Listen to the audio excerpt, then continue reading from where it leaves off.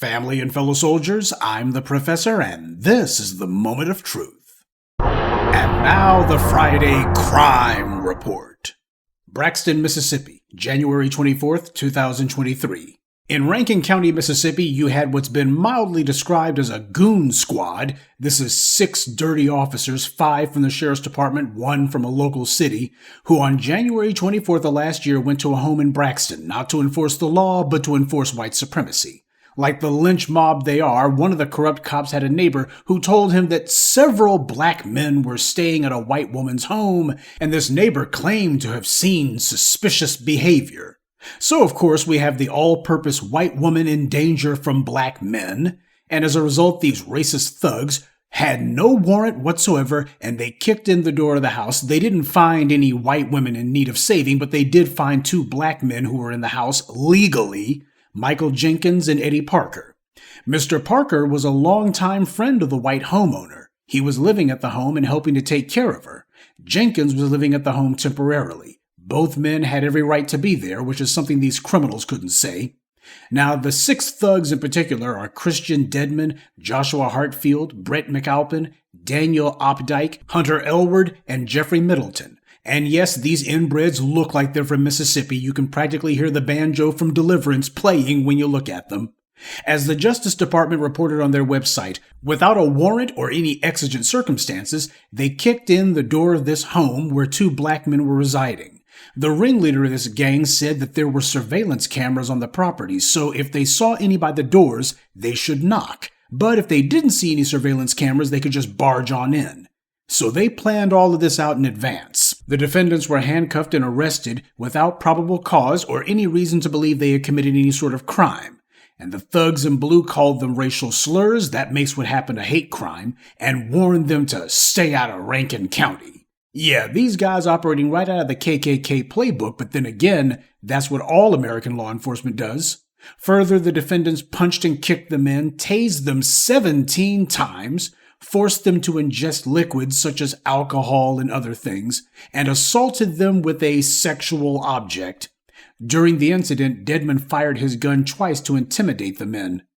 But that's not the only gunplay that came into account that night. At the conclusion of the incident, Elward surreptitiously removed a bullet from the chamber of his gun, forced the gun into Mr. Jenkins' mouth, and pulled the trigger. The unloaded gun clicked but didn't fire that time. Then Elward racked the slide, intending to dry fire a second time, or at least that's what the feds say they thought happened. When Elward pulled the trigger this time, though, the gun discharged. The bullet lacerated Mr. Jenkins' tongue, broke his jaw, and exited out of his neck. Now that's attempted murder right there. And as a result, all of them should have been charged with that because all of them were in on it. And they would have been if they were black. As Mr. Jenkins was bleeding on the floor, the defendants did nothing to him. They didn't even summon medical aid. But instead, they decided to gather outside the home so they could devise a false cover story. And they took steps to try to corroborate it, including planting a gun on Mr. Jenkins. They took the hard drive for the surveillance video at the house and threw that in the creek. Elward, the one who shot Mr. Jenkins, planted a BB gun and discarded 1 shell casing. They discussed submitting fraudulent drug evidence to the crime lab, filing false reports, charging Mr. Jenkins with crimes he didn't commit, making false statements to investigators, and pressuring witnesses to stick to the cover story. Now that was in January. It wasn't until June, 6 months after this horrifying crime, that the Rankin County Sheriff's Office very quietly announced that deputies had been fired. Though they didn't say who the deputies were, how many were fired, or the reason for their firing. See, they were trying to bury this one. The sheriff, who is the one most responsible for protecting these degenerates, he was doing the police reform 2-step in his public statement, saying the usual, well, the department's got a few bad apples and we just need to improve their training. We all know their training was the reason that this happened. He's the one responsible for what they do because he's the one who trained them. 3 of the defendants admitted in court that they were members of the goon squad, as they called themselves, sheriff's deputies in the Rankin County Sheriff's Office who were known for using excessive force and not reporting it. But, as I'll explain later on, just because they didn't report their criminality doesn't mean that the department didn't know about it. Even the thugs themselves admitted that committing racial violence is how you advance your career in law enforcement. Despite his relatively young age, Dedman, while on stand, claimed that he was only able to rise to this position because he participated in this behavior, saying it was encouraged by management. The only way that Mr. Dedman was promoted, the only way that he was able to become an investigator at the age of 28 and have authority over other people was because he bought into the culture of violence. Now, did you get that last part?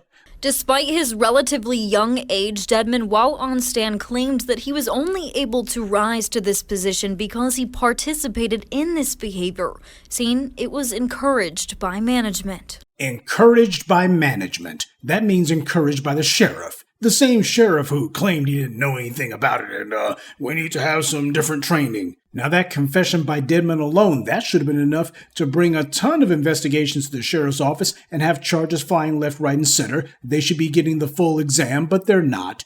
Because this is not about actually holding anyone to account. This is the fact that they couldn't keep a lid on this scandal. So now they got to go ahead and make some sacrificial lambs out of these inbred scumbags. And now they feel that they can say, okay, we dealt with it now. Don't ask us to punish anyone else. The crooked cops themselves admitted that they're part of a gang within the sheriff's department, and they pride themselves on their brutality. Why, that's how you advance in the department. Racist violence. This was not some sort of accident or some sort of anomaly. This is exactly how they structure themselves. This is the culture of their police departments, and this is how you advance your career faster than everyone else. Show them that you're a good race soldier, because that's your real job. This is what attracts a number of these scumbags to law enforcement. They know how dirty these police departments are, how dirty these sheriff's departments are, and that they're just a taxpayer-funded street gang. There's a number of these gangs that operate and exist within these departments, and nobody's doing anything about them. Now, the goon squad would eventually be charged, and because of that, the feds should have taken over that sheriff's department. That's part of what the Justice Department has the authority to do. Whenever they got a police department that's completely and thoroughly out of control, they can actually take them over in order to instill better practices. But because the immigrant Kristen Clark was handling this case, these criminals were allowed to take a sweetheart plea deal. And they were even allowed to remain on the loose while all this was going on. Now, Kristen Clark could have gone to trial and gotten a conviction easily, but this is about maintaining a certain racial status quo. And the status quo is that if you attack a black person, well, they've already made up their minds that no matter what the law says on paper, there's only going to be a few years, if that. Kristen Clark is the exact same miscreant, you'll recall, who lied to the family of Ahmaud Arbery, went behind their backs and tried to offer the racist trash who murdered that man a sweetheart plea deal for their federal trial. But it was only because of the sustained effort and intervention of Ahmaud Arbery's parents that Kristen Clark's scheme was stopped. But even so, she had her U.S. attorneys tell the judge in open court to ignore Ahmaud's family and just sign off on the plea deal anyway. This is somebody who's acting as counsel for the defense, not as a prosecutor. Kristen Clark's plot failed in that instance, but it succeeded this time. That's because there was nobody to push back against her. These were hate crimes that these criminals committed. The racial slurs alone cement that one, but none of the pleas involved hate crimes. Did you notice that? This is a policy at work. When the victims are black, you don't bring hate crimes charges. And you know that this is an open secret because of how consistently this happens across the board nationwide. But let's get one thing straight. CNN, the Caucasian Nazi network, is doing the usual white media interference for these thugs. The headline on this story falsely calls them rogue cops. Do you truly believe the sheriff and the police chief didn't know about these guys long before now? As you just heard a moment ago from one of these defendants, they already admitted that this is exactly how you rise through the ranks in the sheriff's department. This is not a matter of they don't know what's going on, just a matter of, well, you guys got to go ahead and take the fall for this one so you can protect the rest of the racist squad. The headline falsely calls them rogue cops, but this is nothing rogue about them. They are exactly the kind of trash the law enforcement looks for. Low IQ, degenerate mentality, and racist as hell. But you could tell the fix was in from the very start. Kristen Clark wanted to ensure that these criminals would get off light, so she offered them sweetheart plea deals which gave the judge cover to hand down light sentences. The judge gave Joshua Hartfield a mere 10-year sentence. Jeffrey Middleton was sentenced to 17.5 years. Brett McAlpin was given 27 years. He was the one you'll recall whose so-called neighbor, he alleges, told him there were some niggers who were in a white woman's home. Christian Dedman was given 40 years. Prosecutors described him as the mafia don and the ringleader of this gang. But what about Hunter Elward, the thug who shot and tried to kill Mr. Jenkins? He committed the worst offense, and the judge gave him a mere 20 years for it. That's not punishment. It's political theater, meant to pacify the public. Every day we're subjected to a new set of credible claims of police violence, or arrest for violence or rape, or somebody's getting put on trial or cops are getting convicted. It never stops. When you have a constant string of these incidents, you have to admit the dirty cops are not some wild exception to the rule. They are the rule. But even after sentencing, you can already tell that the groundwork's being laid for these guys to be getting out early for good behavior or otherwise to get their sentences reduced on appeal. Because at sentencing, the criminals were doing the usual play acting. Oh, we're going to show some phony remorse, is what the police always do whenever they get held to account, pretending to be sorry. The lawyer for one of these thugs, Opdyke in this case, was claiming that Opdyke had been abandoned by both his parents, but then he said that Opdyke had been raped by his own father until he was age 8, so which came first then? This is no excuse for his animalistic behavior. Did his father make him a racist too? By the way, according to white media reports, Opdyke was the one who turned state's evidence for the feds, giving them the text messages from this goon squad's WhatsApp group chat. Opdyke was given a 17-year sentence for his crimes, though the judge did say that he has to attend anger management. I'm not making that up. The judge actually said that at sentencing. His behavior was not the result of an inability to control his temper. It's because these white supremacists are pure evil, and there's no anger management course or drug treatment course in the universe that can change that. As I've always told you, white supremacists cannot be reformed or rehabilitated or changed. They can only be punished. While we can be disgusted by what these Mississippi inbreds did, we can't be surprised. I told you about how in Louisiana and Baton Rouge you had the so-called Brave Cave, which was the secret location where the Baton Rouge police would take black citizens to torture them. And of course you had Ed Burge and that gang of degenerates in Chicago. They had locations all over town where they had their little torture chambers. How can this be true? I mean, you have liars like Heather McDonald, who's employed by the Manhattan Institute, the same white supremacist apparatus that Christopher Rufo is employed by. She wrote a fiction book called The War on Cops, where she made a mountain of false claims and invented phony statistics out of thin air to try to prove the police aren't a racist street gang. But reality just keeps insisting on encroaching on her lies. Every time these liars try to say the cops don't do these kind of things, they're always interrupted by the latest example of unspeakable depravity by the thugs in blue. So time and again we see that the police are a taxpayer-funded street gang. Why are they not being treated like it?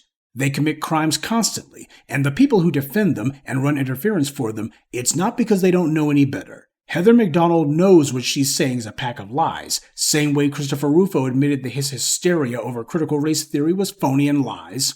The purpose of these mouthpieces for the white right is to push a line of rhetoric and try to use it to advance an anti-black agenda. If they told the truth, they'd be out of business. This is about preserving the status quo of white power, and as a wise man once said, the only way to protect a lie is through the use of violence, and the only way to justify the violence is through the use of more lies. It's a vicious cycle, and one white power has used relentlessly. But, as I alluded to earlier, you won't be surprised to find out that this isn't the first time the goon squad has been caught in the act. Prosecutors said that McAlpin inflicted trauma on the citizens of Rankin County for decades and that they identified 9 incidents over the past 5 years alone in which he brutalized people with impunity. Dedmon was also sentenced on Wednesday on a different charge stemming from a December 2022 incident in which he tased a white man and fired a gun near his head to coerce a confession. That also was handled by the feds because the state authorities of Mississippi, they're part of the problem. As usual, though, without black people putting a spotlight on these criminals in blue, that white man wouldn't have gotten justice at all. But this just goes to show that as with every other case of police savagery, these creeps always have a ton of prior incidents against them. Nobody does anything about it, though. But we need to ask about the police chief and the DAs in that area in the past. Whenever you find this kind of racist barbarity, which is nationwide, you predictably also find that the authorities knew all about it. It's an open secret. These degenerates aren't flying under the radar. They're not acting in secret. They're doing it with the open and intentional collaboration of the police leadership, prosecutors, and judges. That's why I played that clip earlier. Oh, you want to advance in this sheriff's department? Well, you got to show that you're willing to commit racist violence. Do that, and not only will you not get fired, hell, that's the only way for you to advance in the department. People talk about hate crimes. What happened here was a hate crime. Every time the police attack a black person, that is a hate crime. And just like with Daniel Pentalio and Derek Chauvin, these creeps have numerous prior complaints against them. The white media never leads with that, though. They don't tell you about that. They bury it somewhere in the story, if they report on it at all. When they report on some black person who is falsely accused of something, or a black person who's murdered by the police, the very first thing the white media mentions is if they had any previous scrapes with the law. And if they don't, as in the case of Philandro Castillo, Tamir Rice, and Elijah McClain, then the white media just moves on to another story. If you can't smear the black victim, best not to just report on it at all. They're working in collusion with the thugs in blue, acting as their official PR mouthpiece. The record of complaints and prior disciplinary actions should be the first thing that gets mentioned whenever some cop is finally caught in the act. But the white media's job is to make sure that nobody connects those dots. Because when you keep reminding people that all these criminals have had numerous prior complaints, people begin demanding that they get punished before they kill, or decide to carry out some act of depraved degeneracy. The public will begin to organize and start demanding laws with mandatory sentences for the thugs in blue, and if the legislators at the state level refuse to do it, then the people will organize themselves to push ballot initiatives. Now, this is the inevitability that the white media wants to hold off. And something else they don't want to talk about is for these racist sheriffs and police chiefs to be punished as well. Whenever their deputies do dirt, that falls on them. Team reflects leadership. This white neighbor who made the false police report to McAlpin that initiated this atrocity, that individual needs to be held accountable as well. This individual personally told the goon squad about these black men, so this was someone who knew exactly what they were going to do. It's way past time that these racists who make these fraudulent calls to the cops get punished right alongside the thugs in blue that they love so much. But there's also another reason that these things happen, because too many black people are only too eager to say that they forgive these racist punks. When the creep who shot Mr. Jenkins gave a phony apology, Mr. Jenkins reportedly nodded, and the other victim actually said, "We forgive you, man." Showing weakness in the face of white supremacy, that is how you encourage more white supremacist attacks. And for him to say, "We forgive you, man," the other guy didn't say anything. But he still said we, so I guess that he was speaking for both of them. Always this mess. Sure, afterwards Mr. Jenkins said that the apology didn't mean anything to him, but do you really believe that, or do you think he's cleaning it up after the fact? The lesson this teaches us is that as black people, we more than anyone else have not only a right but a duty to be ready to protect ourselves from the thugs in blue. When some clown tells you to comply with police orders no matter what, this is what they want you to comply with. Now, some of the family members of the victims were talking about how this is justice and congratulating the judge for his sentences as if he wasn't some good old boy. This is the problem. Black people easily impressed.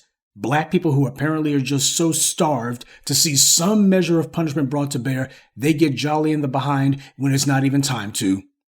The police are waging a race war against black citizens, and they're doing it with the full cooperation and protection of the state at the local and federal levels.